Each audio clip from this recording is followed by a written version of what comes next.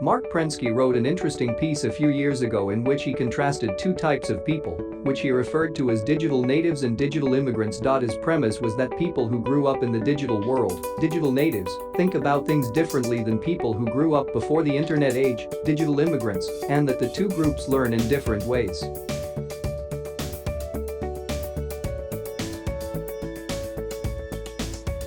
Programmers who don't code in their spare time for fun will never become as good as those that do.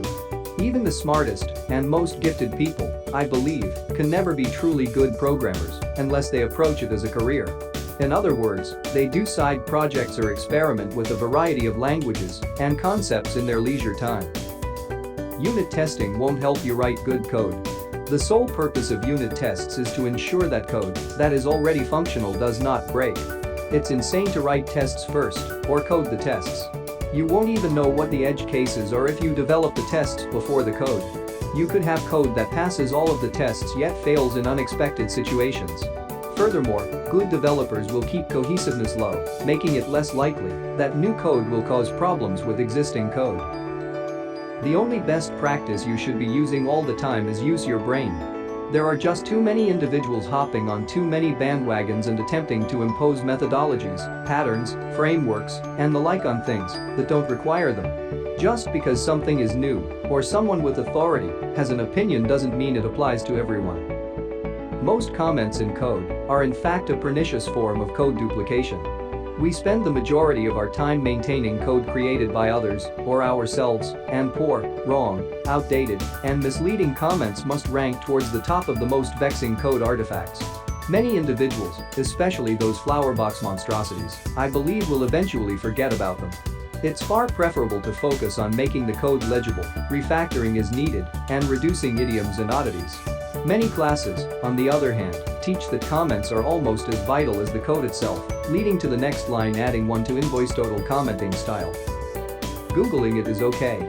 Yes, I understand that years of intensive memorization and/or wonderful shelves of programming books are beginning to fall by the wayside in favor of a resource that anyone can access in seconds, but you shouldn't hold that against individuals who use it.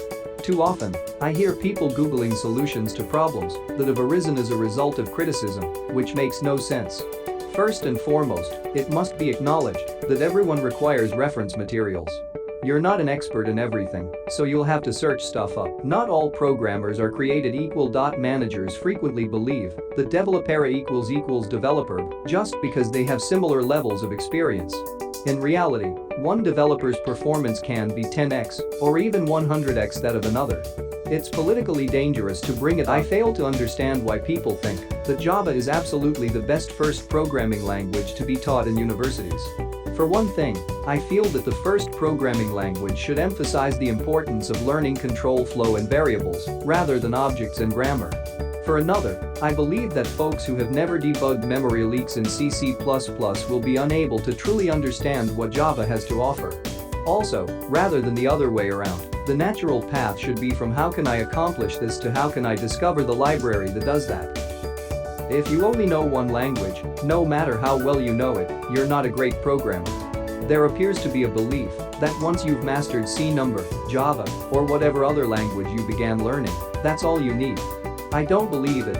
Every language I've learned has taught me something new about programming that I've been able to apply to the rest of my work. It's okay to write garbage code once in a while. Sometimes all that is required to complete a task is a fast and nasty bit of garbage code. Patterns, ORMs, SRPs, and so on create a console application or a website, write some inline SQL, it feels good, and send out the demand. Print statements are a valid way to debug code. I feel it is entirely okay to use system.out.println to debug your code or whatever print statement works for your language. This is often faster than debugging, and you can compare printed outputs to previous software runs. When you go to production, make sure to delete the print statements, or better, turn them into logging statements.